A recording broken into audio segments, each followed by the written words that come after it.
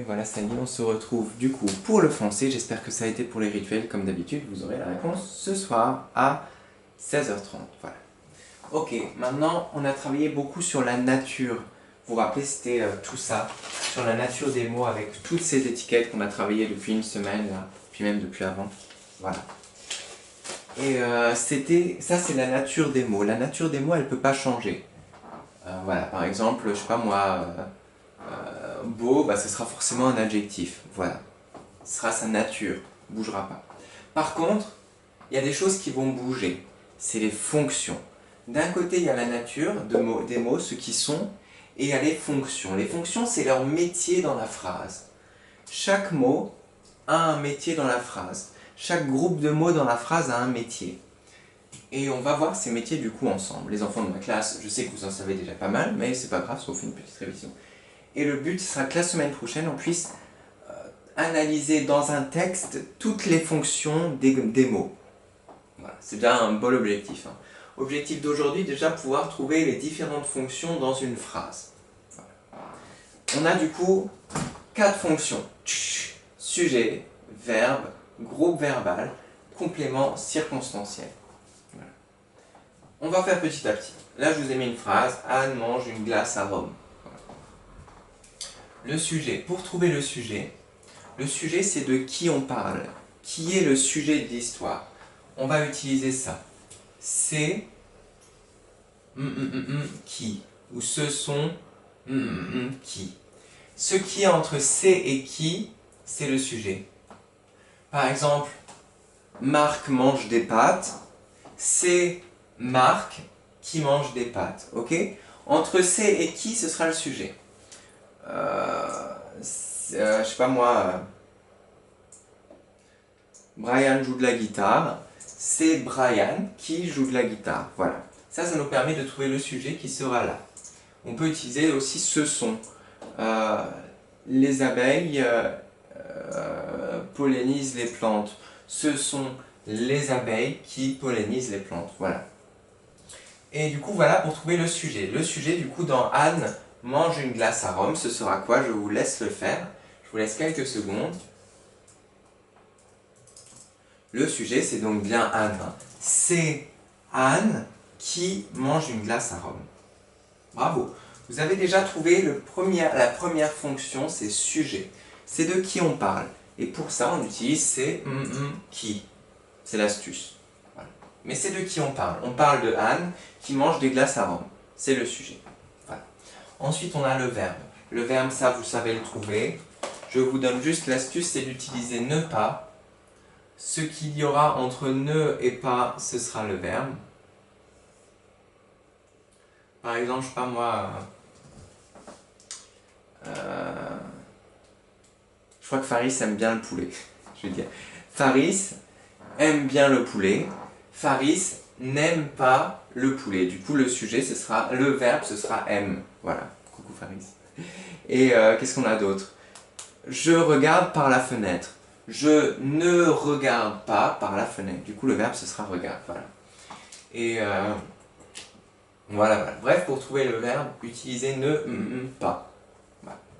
Ça, c'est pour trouver le verbe conjugué. Hein. Voilà. Du coup, pour trouver le verbe conjugué, Anne, essayez de le trouver. Allez-y. Vous l'avez trouvé, je pense. Anne ne mange pas. Du coup, ce qui est entre ne et pas, c'est mange. Voilà. On va l'entourer ou souligner. Anne ne mange pas une glace à Rome. Du coup, on a trouvé le verbe. Deuxième chose faite, du coup, le sujet, le verbe, c'est des métiers que l'on connaît. Bravo. Ensuite, on a le groupe verbal. Le groupe verbal, je ne sais pas pourquoi il y a des enfants qui n'y arrivent pas, pourtant c'est facile. C'est plutôt simple. On va reprendre ce qu'on a pris pour le sujet. C'est un qui... On a dit c'est qui, ça ce sera le sujet, hein, on sait. Hein. Bah, tout ce qui sera après le qui, ce sera le groupe verbal. Ok? Pas plus simple. Tout ça, c'est le groupe verbal. Ok? En fait, ça dit qu'est-ce que fait le sujet.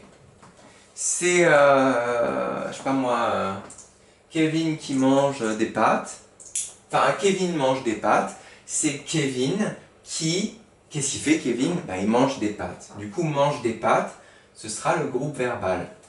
C'est ce que fait, c'est l'action du sujet. Je sais pas moi, Martha attend sa copine Tracy à la gare. Bah, c'est Martha qui attend sa copine Tracy à la gare, ce sera le groupe verbal. Ok? C'est ce qu'on dit du sujet, c'est ce que le sujet fait, c'est les informations qu'on a sur le sujet. C'est, je sais pas moi, Martha qui attend avant de pouvoir rouler. Du coup, Martha attend avant de pouvoir rouler, c'est Martha qui attend avant de pouvoir rouler. Voilà. Du coup, tout ça, c'est le groupe verbal. Ça va nous donner une info sur le sujet. Voilà. Et enfin, du coup, ça c'est bon, vous savez les faire les trois. Sujet, verbe, groupe verbal qui nous donne une information sur le sujet, ce que fait le sujet, ce que est le sujet. Voilà. Enfin, on a les compléments circonstanciels. Les compléments circonstanciels, vous entendez complément dedans, et déjà vous savez que les compléments commencent toujours par une préposition qui est comme ça. C'est l'habitude. Voilà. Vous savez tous. Souvent, en tout cas, ils commencent par une préposition, par exemple à, de, etc. Les compléments, ça vient pour compléter la phrase, ok? Complément, ça vient de compléter. En fait, on pourrait très bien les enlever, ces compléments circonstanciels. Ça changerait, mais alors strictement, ça ne changerait rien à notre phrase. Elle pourrait aussi être... elle pourrait très bien être dite, elle pourrait très bien avoir un sens, mais en fait, les compléments viennent ajouter des informations en plus. Des informations sur les circonstances. Circonstancielles. Circonstance, ça veut dire où ça se passe, dans quel but, de quelle manière, de quel temps. C'est sur les circonstances. Sur le décor, sur etc., etc., sur le temps, etc. Bref, des compléments, ça va nous ajouter des infos en plus sur les circonstances, c'est-à-dire sur le lieu, le temps, le but, la manière, et on peut très bien les enlever. Ok. Par exemple ici, Anne mange une glace à Rome. Qu'est-ce qui nous donne comme, qu'est-ce qu'on a comme complément circonstanciel qu'on pourrait enlever? Essayez de le trouver. Ah, j'ai oublié de faire... tiens, groupe verbal, du coup, c'est Anne qui mange une glace à Rome. Du coup, tout ça, c'est notre groupe verbal. Voilà.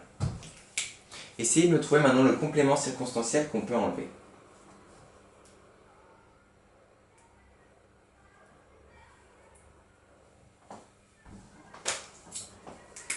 On en a trouvé un. Complément circonstanciel qui nous donne des infos sur ce qui se passe, sur l'endroit, etc., etc. Et qu'on peut enlever. Est-ce que c'est une glace? Une glace à Rome. Enfin non, qu'est-ce que je voulais dire? Voilà. Est-ce que c'est... on va essayer, tiens, d'enlever à Rome. Est-ce que ça marche? Anne mange une glace. Oui. Et en plus, le complément circonstanciel, ça, je vais vous dire.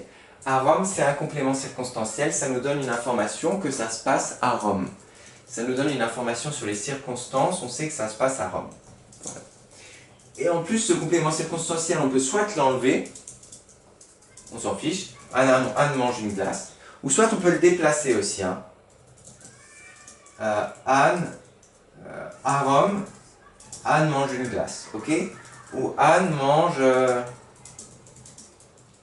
Anne à Rome mange une glace, ou des choses comme ça, etc., etc. Bref, le complément circonstanciel, pour le trouver, il nous donne une information, soit sur le lieu, ici c'est sur le lieu, hein, soit sur le temps, par exemple demain, ce matin, etc., etc. Soit sur le but, dans quel but, par exemple, je sais pas moi, je vais faire les courses pour manger. Voilà, ça nous donne une information sur le but. Je vais faire les courses, mais pourquoi faire? Pour manger. Voilà. Et des compléments circonstanciels de manière ou de moyen. Par exemple, je mange avec mes mains. Je mange avec quel moyen? Avec mes mains. Je mange bruyamment, ça veut dire en faisant du bruit. Je mange comment? Je mange bruyamment. Voilà, de manière. Du coup, de quelle manière? Bruyamment. Bref, voilà, ça nous donne des infos sur les circonstances, on peut les enlever, on peut les déplacer, on peut, etc., etc. Juste, du coup, je vais vous en donner un petit peu. Hop là. Complément circonstanciel de lieu, du coup, à Rome. Complément circonstanciel de temps, par exemple, ce matin. Complément circonstanciel de but, je sais pas moi, pour gagner. Je joue au foot pour gagner. Ok? Ça me donne une info sur le but. Dans quel but? Pour me relaxer. Souvent c'est pour le complément circonstanciel de but. Hein. Voilà. Pour gagner. Et complément circonstanciel de manière ou de moyen, de quelle manière ou de quel moyen. Par exemple, je mange, je sais pas moi, bruyamment ou lentement. Je mange de quelle manière? Je mange lentement. Ou je coupe avec quel moyen? Avec mes ciseaux par exemple. Avec mes ciseaux.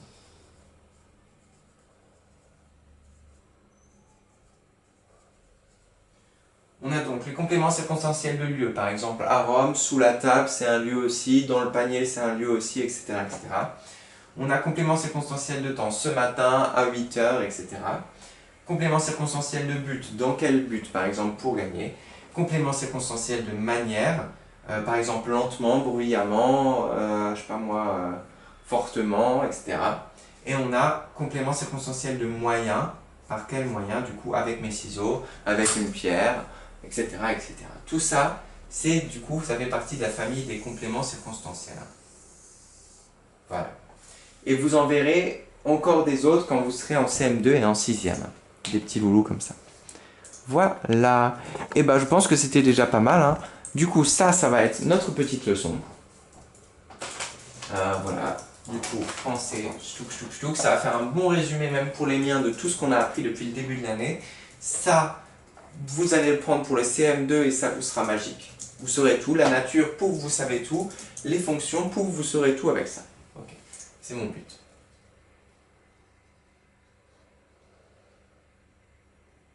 Voilà. Et voilà, et on se retrouve tout de suite pour un petit peu d'exercice là-dessus. Bon courage à tous et à tout de suite.